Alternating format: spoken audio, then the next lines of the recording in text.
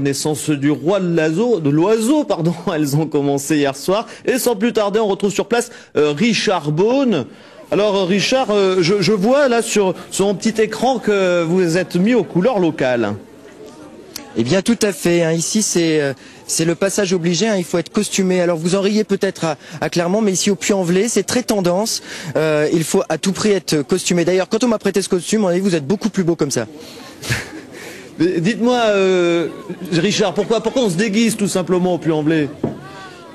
Parce que c'est la tradition, hein, c'est le principe de la fête, mais ça, Jean-Louis Roqueplan va nous en parler tout à l'heure, c'est le fondateur de cette fête des rois de l'oiseau, et il va nous expliquer pourquoi, depuis 25 ans, les Poneaux se costument, et non pas se déguisent, se costument au mois de septembre au Puy-en-Velay. Ça fait 25 ans d'ailleurs que cette fête existe, et ça c'est très important. 25 ans que vous avez créé, Jean-Louis Roqueplan, cette fête. Au bout de 25 ans, il y a 25 ans surtout, comment vous voyez cette fête? Au départ c'était comme ça, tout de suite vous vous êtes dit, oui les gens vont se costumer, ça va se passer comme ça? Non, ça a été un long travail quand même, hein, mais c'est parti assez vite je dois dire, parce que bon, il y avait un soutien du maire de l'époque, Bernard Jam, qui voulait une fête pour prolonger la saison touristique et qui soit fédératrice de toutes les associations. Donc avec Jean Arsac, un historien local, on a trouvé dans grattant un peu partout un fait historique, alors qui n'est pas de la grande histoire, mais qui est la tradition du tir à l'arc du roi de l'oiseau. Donc tout est parti de là, c'est-à-dire d'une idée assez ludique, c'est-à-dire qu'à l'époque tous les citoyens pouvaient tirer à l'arc, ils en avaient tous pour aller à la chasse, pour la guerre, et du coup l'idée c'était, tiens, ça fait quand même un peu comme Robin des Bois, il y a un côté très ludique, on va s'amuser, tout le monde va pouvoir tirer, puis le meilleur, il sera roi. Et les Poneaux se sont pris tout de suite au jeu? Ah oui, je sais pas, on a dû avoir peut-être une centaine de tireurs dès la première année. Donc on n'était pas équipés comme on est aujourd'hui, hein. C'est les costumes, même quand on regarde des photos, on se dit oh là là. Après on s'est beaucoup interrogé sur l'iconographie, sur le costume. Il y a eu un très gros travail des bénévoles sur la confection des costumes à partir des portraits, et il y a eu une grosse avancée. Ce qui nous a aussi poussé, c'est que c'est pas un spectacle qu'on donne face à un public, mais on est au milieu du public. Donc les détails comptaient énormément, il fallait que ce soit authentique. Enfin. Et c'est devenu au fil du temps une énorme fête, je crois que c'est une des plus grandes d'Europe. Renaissance, oui, je pense. En médiéval, il y en a des très grosses, mais en Renaissance, on doit être une des plus grandes d'Europe. On a, je pense, le plus gros budget, on a le plus grand nombre de compagnies de musique et de salles d'un manque. Et puis aussi, on doit avoir 8000 personnes qui ont des costumes. Ces saltimbanques, on va les voir tout de suite. Enfin, on va voir à quoi ils ressemblent. On a suivi les Pies hier. C'est une équipe de joyeux lurons qui traverse la ville. On regarde ce reportage tout de suite. Les balances, la troupe, les Pies, les font sous un porche. Leur scène, c'est la ville. Là où il y a du public, ces drôles d'oiseaux arrêtent leur carriole et se mettent à jouer. En route, les péripéties sont nombreuses, quand ce n'est pas le chariot qui déraille. Si on transportait de l'or, vous pensez qu'on aurait besoin de la tirer, la carrette? Hein? Faut que ça soit si lourd. Si on avait de l'or dedans, on aurait un âne? Bon, non, mais... C'est le cerveau qui s'en mêle les pinceaux. Il est là, ah oui. Bah voilà. Ça, faut qu'on prenne cette rue-là. C'est celle-là. Celle qui va tout droit. Celle qui va tout droit. On connaît pas forcément la ville par cœur, et puis les itinéraires, on les connaît pas. Et puis, comme on y est venu il y a 2 ans, eh ben, on joue pas forcément au même endroit. Donc les repères d'il y a 2 ans marchent pas forcément aujourd'hui. Mais la charrette est toujours aussi dure à pousser. C'est la deuxième fois que ces Pies qui fêtent leurs 4 ans participent à la fête du roi de l'oiseau. Quand on est une troupe, qu'on s'habille comme un SDF du XIIe siècle, c'est THE Fête to Be. Il y a une grosse implication du public pour être dans la couleur pour être dans l'ambiance, quoi.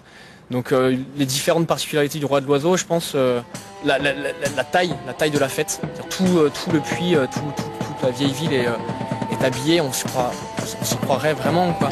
Les festivités peuvent commencer, les Pies sont dans la place. Alors voilà, on écoutait tout à l'heure Thomas qui disait faudra demander aux organisateurs ce que c'est les particularités du roi de l'oiseau. Alors c'est quoi ces particularités? Qu'est-ce qui particularise cette fête justement?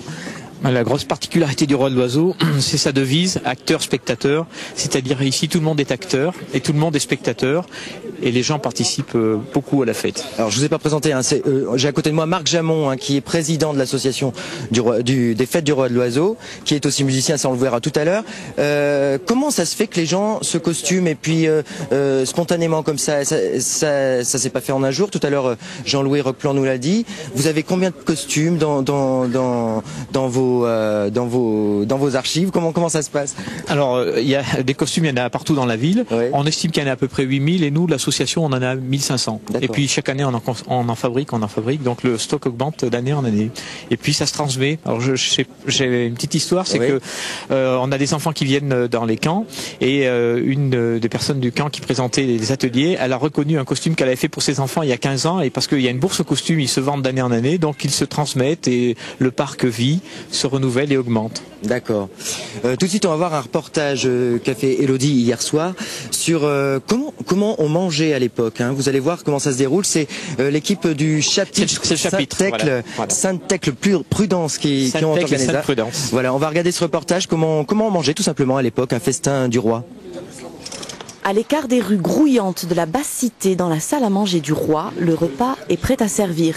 Une cérémonie très codée, une ambiance coincée où chacun doit rester à sa place. Les garçons, au poulet! Au poulet, au poulet! Vous n'êtes pas invité? Non. Ah bah non, on mélange pas.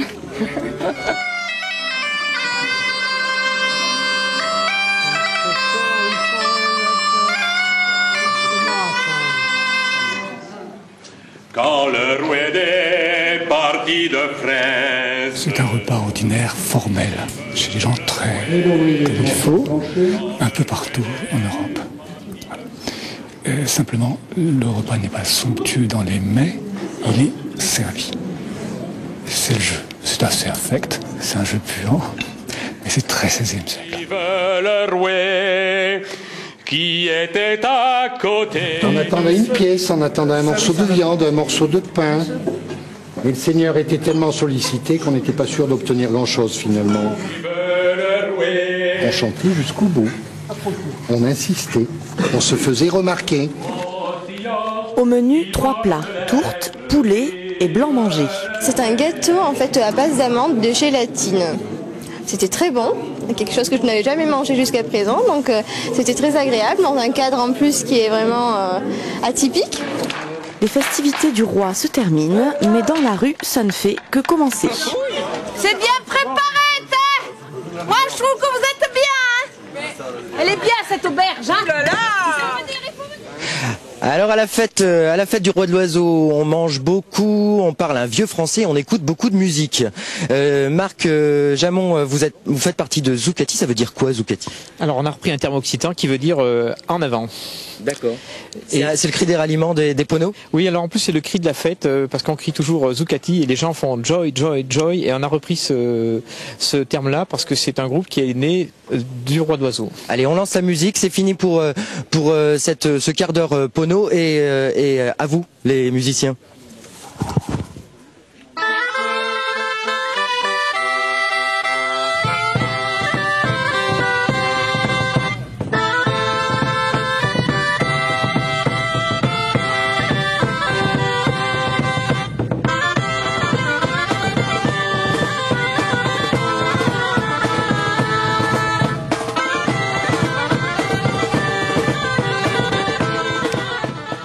Et merci Richard et merci.